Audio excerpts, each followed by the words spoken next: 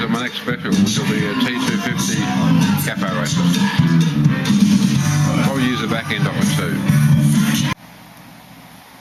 Here's the engine I'm using. I'm going to completely strip this bare, send the cases away to be blasted.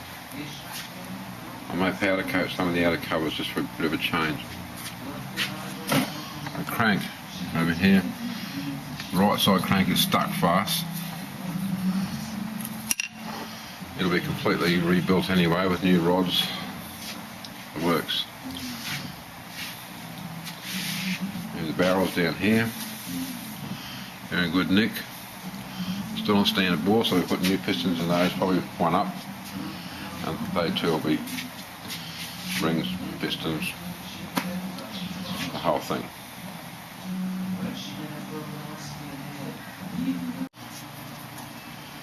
Wiring on the alternator, at least the ends, have served their time. They'll all get replaced with new ones. The alternator itself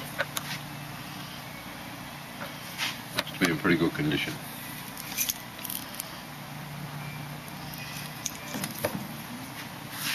I may or may not use it. I may put a CDI unit on this one. For those that don't know, the oil pump is housed under these covers. I've already loosened everything for the purpose of this little film. Right, here's your main oil feed pump, oil feed tube that goes to the tank on your bike.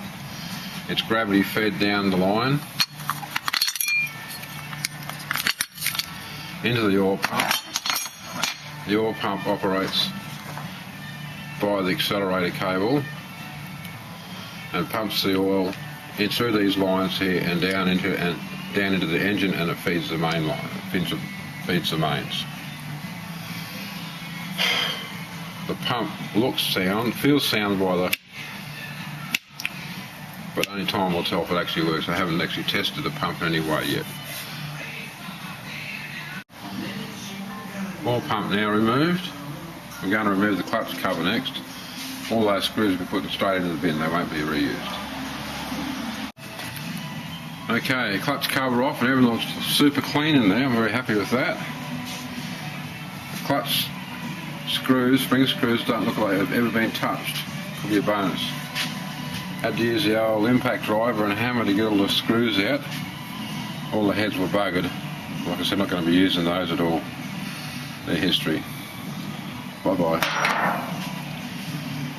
Gasket will come off and be thrown away too. Put a new gasket on there.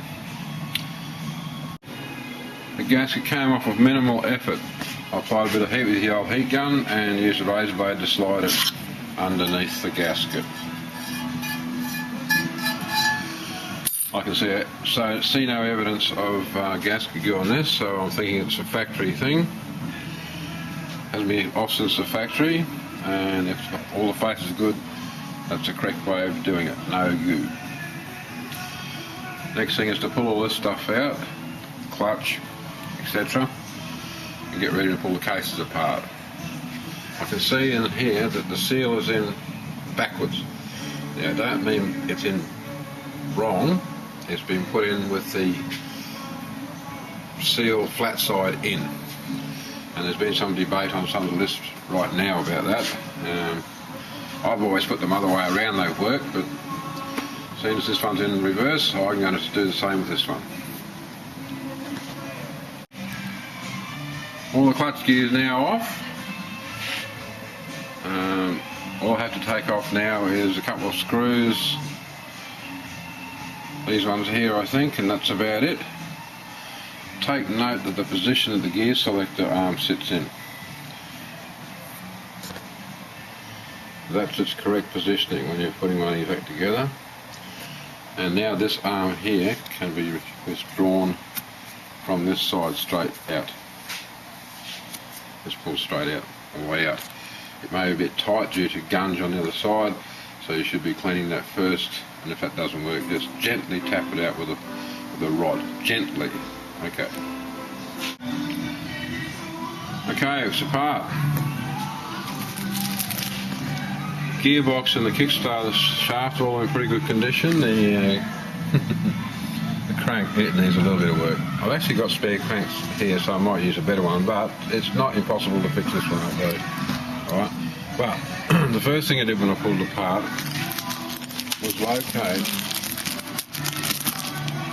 all the locating pins and put them in their own little bag. There's a tip for you. First thing when you pull the motor apart, locate the locating pins and put them own little bag. Keep them aside. And I'm going to pull all these out too. Put them in the bag as well. Okay, to remove the rotor, you need one vise. Now, notice I don't recommend you do this with a new crank, but newly rebuilt crank, because you're going to put it out of balance. But you're not going to be doing this with a new rebuilt one anyway. One rear axle from your T250 Suzuki. Now, mine's been modified so that I can just put it on the grinder and grounded it flat on the end, each side, so I can put a shifter on it. I think you guys in America or something call that a crescent wrench or something. Crescent wrench, why? I don't know. Something, not a bird. Shifter. I've already done this one. But you just put it on and screw it into the hole, and then you just turn it until you hear it goes click, and it usually comes fairly easy, as this one did. And she's off. Be careful not to lose your woodruff key. And that was it. She's done.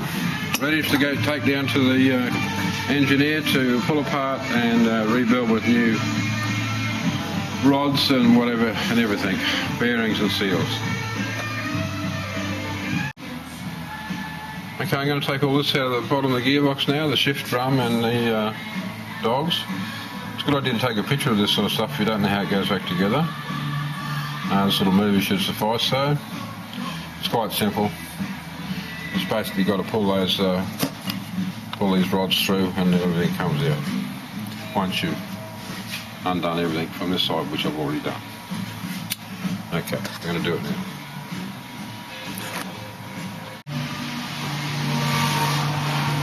Okay, there the case is bare. Ready for whatever preparation I'm going to do. They will get soda blasted to start with, and I don't know if I'll paint them or just leave them bare, but I may paint these ones just for a change. Heat-proof paint, of course. Here are the gear selector dogs. I wired them up in the position that they came apart, so that when I go to put them back together it'll be easy. Now I could probably refer to the parts book to do that, but this just makes it easy for me anyway. Okay. That's all for this update. I'll be do some more stuff when that's ready.